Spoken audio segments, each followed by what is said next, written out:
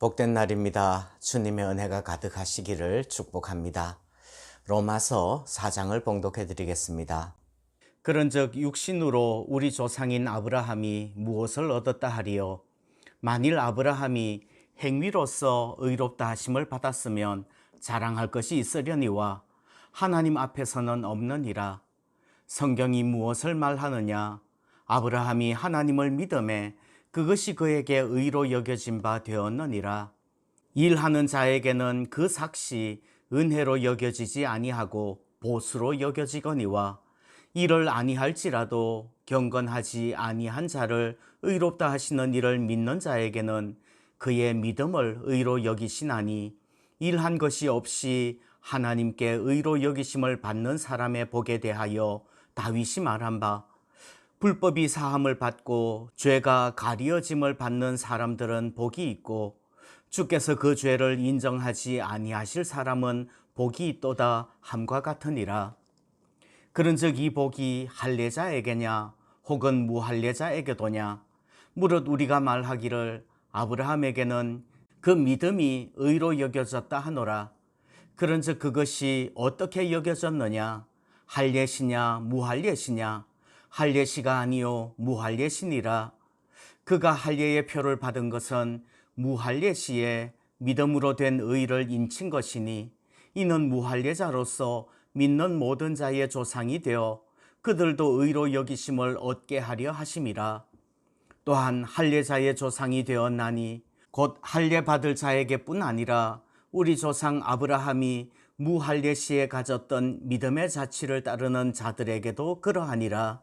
아브라함이나 그 후손에게 세상의 상속자가 되리라고 하신 언약은 율법으로 말미암은 것이 아니요 오직 믿음의 의로 말미암은 것이니라. 만일 율법에 속한 자들이 상속자이면 믿음은 헛것이 되고 약속은 파기되었느니라. 율법은 진노를 이루게 하나니 율법이 없는 곳에는 범법도 없느니라. 그러므로 상속자가 되는 그것이 은혜에 속하기 위하여 믿음으로 되나니 이는 그 약속을 그 모든 후손에게 굳게 하려 하심이라.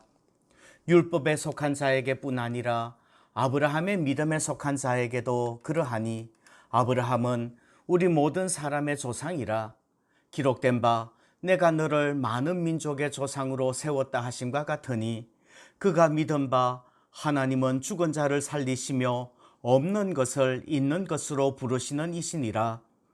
아브라함이 바랄 수 없는 중에 바라고 믿었으니 이는 네 후손이 이 같으리라 하신 말씀대로 많은 민족의 조상이 되게 하려 하심이라. 그가 백세나 되어 자기 몸이 죽은 것 같고 사라의 태가 죽은 것 같음을 알고도 믿음이 약하여지지 아니하고 믿음이 없어 하나님의 약속을 의심하지 않고 믿음으로 견고하여져서 하나님께 영광을 돌리며 약속하신 그것을 또한 능히 이루실 줄을 확신하였으니 그러므로 그것이 그에게 의로 여겨졌느니라. 그에게 의로 여겨졌다 기록된 것은 아브라함만 위한 것이 아니요 의로 여기심을 받을 우리도 위함이니 곧 예수 우리 주를 죽은 자 가운데서 살리신 이를 믿는 자니라. 예수는 우리가 범죄한 것 때문에 내줌이 되고 또한 우리를 의롭다 하시기 위하여 살아나셨느니라. 아멘. 로마서는 기독교의 교리를 정립하는 책입니다. 그리고 기독교의 기본적인 교리는 이신칭의입니다. 이신칭의라는 말은 믿음으로 의롭다함을 받는다는 말입니다. 믿음으로 의롭다함을 받는다는 것은 율법을 행함으로 의롭다함을 받지 못한다는 뜻입니다. 착하게 살아서 구원받는 것이 아니라는 말이에요. 믿어야 구원받는 것입니다. 선하게 사는 것이 공로가 되어서 천국에 가는 것이 아니라 예수를 믿어야 천국에 간다는 것이 기독교의 교리입니다.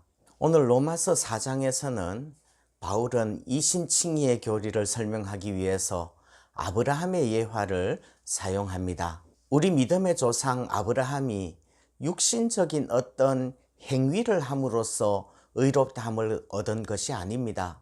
내 몸에서 날 자가 상속자가 되며 자손을 하늘의 별과 같이 많게 하시리라는 그 하나님의 말씀 앞에서 자기의 모든 상식을 내려놓고 그것을 믿을 때 그 믿음을 하나님께서는 의로 여겨주신 줄 믿습니다. 그래서 오늘 본문은 아브라함이 하나님을 믿음에 그것이 그에게 의로 여겨진 바 되었다고 말씀을 합니다. 두 번째, 다윗의 말씀으로도 예화를 보여줄 수 있죠. 이 신칭의 교리는 우리가 받은 의를 보수가 아니라 은혜로 여기는 것입니다. 우리는 우리의 죄값을 치르는 것이 아니라 죄를 용서받는 거지요. 빚을 갚는 것이 아니라 빚을 탕감받는 것입니다. 그렇게 하기 위해서 주님께서 대신 값을 치러주신 줄 믿습니다. 그래서 오늘 본문에서는 불법이 사함을 받고 죄가 가리어짐을 받는 사람들은 복이 있다고 말씀하십니다. 다윗은 범죄하였지만 나단의 책망을 받을 때 회개하고 하나님께서는 사죄의 은총을 주신 것입니다. 우리는 그저 감사하고 감격하며 주님을 찬양하기만 하면 됩니다. 집안의 탕자처럼, 아침 일찍이 온 포도원 품꾼처럼 자기 공로로 불평하지 말아야 될 줄 믿습니다. 세 번째는 할례의 예화예요. 아브라함이 믿음으로 의롭다함을 받은 것은 창세기 15장에 나옵니다. 그런데 아브라함이 할례를 받은 것은 17장에 나오지요. 그 할례로 어떤 예전이나 예식으로 의롭다함을 받은 것이 아니라는 말이에요. 그러면 할례라는 것은 무엇입니까? 믿음으로 의롭게 된 것을 확증하는 것, 인치는 것일 뿐입니다. 할례는 이신칭의의 교리의 예화일 뿐이에요. 우리가 믿음으로 의롭다함을 받았다는 말은 행위로 말미암지 않았다는 말이에요. 행함에 대한 대가, 보수가 아니라는 말입니다. 예전의 문제가 아니라는 말씀입니다. 이 이신칭의는 아브라함만을 위한 것이 아닙니다. 이신칭의는 의로 여기심을 받을 우리도 위함인 줄 믿습니다.